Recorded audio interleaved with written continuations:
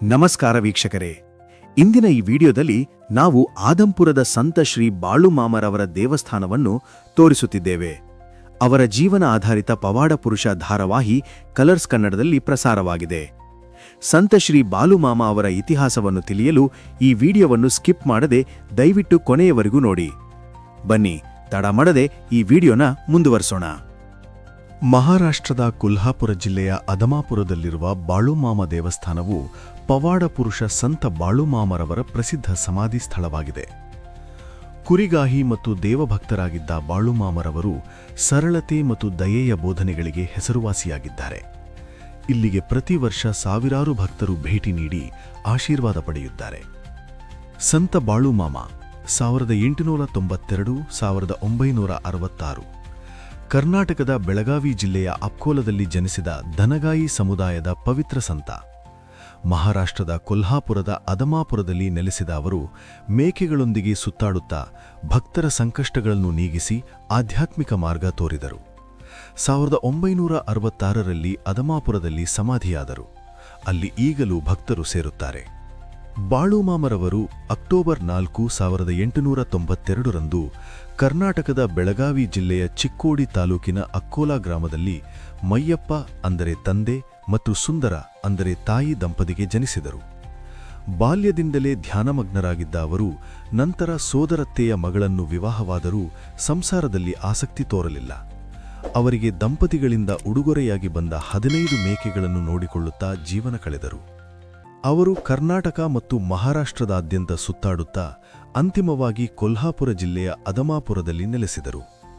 ಬಾಳುಮಾಮ ತಮ್ಮ ಮೇಕೆಗಳೊಂದಿಗೆ ಸುತ್ತಾಡುತ್ತಾ ಕಷ್ಟದಲ್ಲಿದ್ದವರಿಗೆ ಸಹಾಯ ಮಾಡುತ್ತಿದ್ದರು. ಅವರ ಭವಿಷ್ಯವಾಣಿಗಳು ಮತ್ತು ಚಮತ್ಕಾರಗಳು ಪ್ರಸಿದ್ಧವಾಗಿದ್ದವು. ಅವರು ಕನ್ನಡ ಮತ್ತು ಮರಾಠಿ ಭಾಷೆಗಳನ್ನು ಚೆನ್ನಾಗಿ ಬಲ್ಲವರಾಗಿದ್ದರು.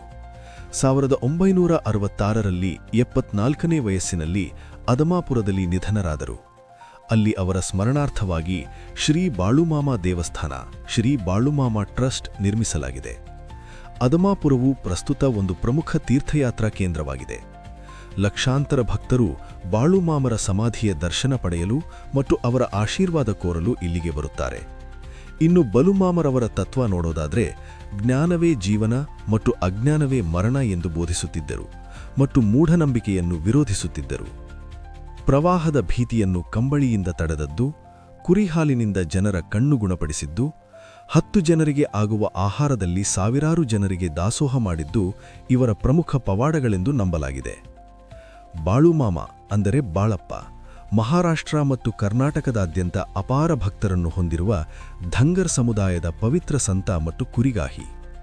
ಬೆಳಗಾವಿ ಜಿಲ್ಲೆಯ ಅಕ್ಕೋಲದಲ್ಲಿ ಜನಿಸಿದ ಇವರು ಶಿವನ ಅವತಾರವೆಂದು ನಂಬಲಾಗಿದ್ದು, ಪವಾಡಗಳು, ಸರಳ ಜೀವನ ಮತ್ತು ಜಾತಿಭೇದವಿಲ್ಲದ ಬೋಧನೆಗಳಿಗೆ ಪ್ರಸಿದ್ಧರು. ಕೊಲ್ಹಾಪುರದ ಅದಮಾಪುರದಲ್ಲಿ ಸಮಾಧಿ ಹೊಂದಿದ ಇವರ ಜೀವನ ಭಕ್ತಿ ಮತ್ತು ಸತ್ಯದ ಸಂಕೇತವಾಗಿದೆ. ಇನ್ನು ಬಲುಮಾಮರವರ ಪ್ರಸಿದ್ಧ ವಾಕ್ಯ ಬಾಳುಮಾಮಚ್ಚ ನವಂಚಾಂಗ್ ಭಾಲ ಅಂದರೆ ಮರಾಠಿ ಭಾಷೆಯಲ್ಲಿ. ಕನ್ನಡದಲ್ಲಿ ಇದರ ಅರ್ಥ ಬಾಳುಮಾಮನ ಹೆಸರಿನಲ್ಲಿ ಎಲ್ಲವೂ ಒಳ್ಳೆಯದಾಗಲಿ ಎಂದು. ಅದಮಾಪುರದಲ್ಲಿರುವ ಶ್ರೀ ಬಾಳುಮಾಮ ದೇವಸ್ಥಾನ ಶಿವನ ಅವತಾರವೆಂದು ನಂಬಲಾಗಿದೆ. ದೇವಸ್ಥಾನದ ಆವರಣದಲ್ಲಿರುವ ಪವಿತ್ರ ಮರದ ಕೆಳಗೆ ವೃತ್ತಾಕಾರದ ಗೋಡೆ ಮೇಲೆ ನಾಣ್ಯಗಳನ್ನು ಅಂಟಿಸುವ ಪದ್ಧತಿಯು ಭಕ್ತರ ಅಪಾರ ನಂಬಿಕೆ ಮತ್ತು ಶ್ರದ್ಧೆಯ ಸಂಕೇತವಾಗಿದೆ.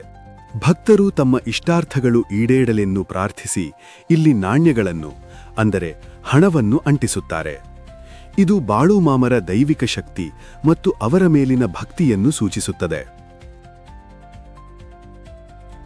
ಮಹಾರಾಷ್ಟ್ರದ ಕೊಲ್ಲಾಪುರ ಜಿಲ್ಲೆಯ ಅದಮಾಪುರದಲ್ಲಿರುವ ಶ್ರೀ ಬಾಳುಮಾಮ ದೇವಸ್ಥಾನವನ್ನು ತಲುಪಲು ಕೊಲ್ಲಾಪುರದಿಂದ ಸುಮಾರು 50 ಕಿಲೋಮೀಟರ್ ಬಸ್ ಅಥವಾ ಟ್ಯಾಕ್ಸಿ ಮೂಲಕ ಸುಲಭವಾಗಿ ಹೋಗಬಹುದು. ಬೆಳಗಾವಿಯಿಂದ 102 ಕಿಲೋಮೀಟರ್ ಕಾರ್ ಅಥವಾ ಬಸ್ ಮೂಲಕವೂ ತಲುಪಬಹುದು. ಹತ್ತಿರದ ರೈಲು ನಿಲ್ದಾಣ ಕೊಲ್ಲಾಪುರ ಮತ್ತು ಹತ್ತಿರದ ವಿಮಾನ ನಿಲ್ದಾಣ ಕೊಲ್ಲಾಪುರ ಅಥವಾ ಬೆಳಗಾವಿ. ಕೊಲ್ಲಾಪುರ ಬಸ್ ನಿಲ್ದಾಣದಿಂದ ಅದಮಾಪುರಕ್ಕೆ ನೇರ ಬಸ್ ಸೌಲಭ್ಯವಿದೆ. ಇನ್ನು ಬೆಳಗಾವಿಯಿಂದ ನಿಪ್ಪಾಣಿ ಕಾಗಲ್ ಮಾರ್ಗವಾಗಿ ಅಥವಾ ಕೊಲ್ಲಾಪುರ ಮಾರ್ಗವಾಗಿ ಟ್ಯಾಕ್ಸಿ ಮೂಲಕ ಹೋಗಬಹುದು. ಬಾಳುಮಾಮ ದೇವಾಲಯವು ಪ್ರಮುಖ ನಗರಗಳಿಂದ ಈ ಕೆಳಗಿನ ಅಂದಾಜು ದೂರದಲ್ಲಿದೆ. ಕೊಲ್ಲಾಪುರದಿಂದ ಸುಮಾರು 50-60 ಕಿಲೋಮೀಟರ್, ನಿಪ್ಪಾಣಿಯಿಂದ ಕರ್ನಾಟಕದ ಹತ್ತಿರ ಸುಮಾರು 70-80 ಕಿಲೋಮೀಟರ್ ಮತ್ತು ಬೆಳಗಾವಿಯಿಂದ ಸುಮಾರು 102 ಕಿಲೋಮೀಟರ್ ದೂರದಲ್ಲಿದೆ. ಬಾಳುಮಾಮ ದೇವಾಲಯವು ಅದಮಾಪುರದಲ್ಲಿದ್ದು ಕೊಲ್ಲಾಪುರ ಜಿಲ್ಲೆಯ ಪ್ರಮುಖ ಯಾತ್ರಾ ಸ್ಥಳವಾಗಿದೆ. ಬಾಳುಮಾಮ ದೇವಸ್ಥಾನದಲ್ಲಿ ಭಕ್ತರಿಗೆ ಪ್ರತಿದಿನ ಮಧ್ಯಾಹ್ನ ಪ್ರಸಾದ ಅಂದರೆ ಊಟ ಲಭ್ಯವಿರುತ್ತದೆ. ದೇವಸ್ಥಾನದ ಆವರಣದಲ್ಲಿ ಶುಚಿಯಾದ ಸ್ಥಳದಲ್ಲಿ ಕುಳಿತು ಊಟ ಮಾಡುವ ವ್ಯವಸ್ಥೆ ಇದೆ. ಇದು ಉಚಿತ ಮತ್ತು ಬಹಳ ರುಚಿಕರವಾದ ಸಾಂಪ್ರದಾಯಿಕ ಮಹಾರಾಷ್ಟ್ರ ಶೈಲಿಯ ಊಟವಾಗಿರುತ್ತದೆ. ಊಟದ ಸಮಯ ಸಾಮಾನ್ಯವಾಗಿ ಮಧ್ಯಾಹ್ನ 12 ಗಂಟೆಯಿಂದ 2 ಗಂಟೆಯವರೆಗೆ. ಅಂದರೆ ಬೆಳಿಗ್ಗೆಯಿಂದಲೇ ಭಕ್ತರು ಹೆಚ್ಚಿನ ಸಂಖ್ಯೆಯಲ್ಲಿ ಬರುವುದರಿಂದ ಊಟದ ವ್ಯವಸ್ಥೆ ಇರುತ್ತದೆ. ವಿಶೇಷ ದಿನಗಳೆಂದರೆ ಭಾನುವಾರ, ಹುಣ್ಣಿಮೆ ಮತ್ತು ವಿಶೇಷ ಉತ್ಸವಗಳ ದಿನಗಳಲ್ಲಿ ಊಟದ ವ್ಯವಸ್ಥೆ ಇನ್ನೂ ದೊಡ್ಡದಾಗಿರುತ್ತದೆ. ಸಂತ ಬಾಳುಮಾಮ ದೇವಸ್ಥಾನವು ಪ್ರತಿದಿನ ಬೆಳಿಗ್ಗೆ 5 ಗಂಟೆಯಿಂದ ರಾತ್ರಿ 9 ಅಥವಾ 10 ಗಂಟೆಯವರೆಗೆ ಭಕ್ತರಿಗೆ ದರ್ಶನಕ್ಕಾಗಿ ತೆರೆದಿರುತ್ತದೆ. ನಮ್ಮ ಚಾನೆಲ್ನ ನೀವು ಇದುವರೆಗೂ ಸಬ್ಸ್ಕ್ರೈಬ್ ಮಾಡಿಲ್ಲ ಅಂದ್ರೆ ಈ ಕೂಡಲೇ ಸಬ್ಸ್ಕ್ರೈಬ್ ಮಾಡಿ ಹಾಗೂ ಬೆಲ್ ಐಕಾನ್ ಒತ್ತೋದನ್ನ ಮರಿಬೇಡಿ. ಬೆಲ್ ಐಕಾನ್ ಒತ್ತೋದ್ರಿಂದ ನಮ್ದು ಯಾವುದೇ ಹೊಸ ವಿಡಿಯೋ ಅಪ್ಲೋಡ್ ಆದ್ರೂ ನಿಮಗೆ ನೋಟಿಫಿಕೇಶನ್ ಬರ್ತಾ ಇರುತ್ತೆ. ನಮ್ಮ ಈ ವಿಡಿಯೋ ನಿಮಗೆ ಇಷ್ಟವಾದಲ್ಲಿ ಲೈಕ್ ಮಾಡಿ, ಶೇರ್ ಮಾಡಿ ಹಾಗೂ ಕಮೆಂಟ್ ಮಾಡಿ. ಈ ವಿಡಿಯೋವನ್ನು ನಿಮ್ಮ ಕುಟುಂಬ ಮತ್ತು ಸ್ನೇಹಿತರಿಗೆ ಶೇರ್ ಮಾಡಿ. ಇದೇ ರೀತಿಯ ಮತ್ತೊಂದು ವಿಡಿಯೋದೊಂದಿಗೆ ಭೇಟಿಯಾಗೋಣ. ಧನ್ಯವಾದಗಳು.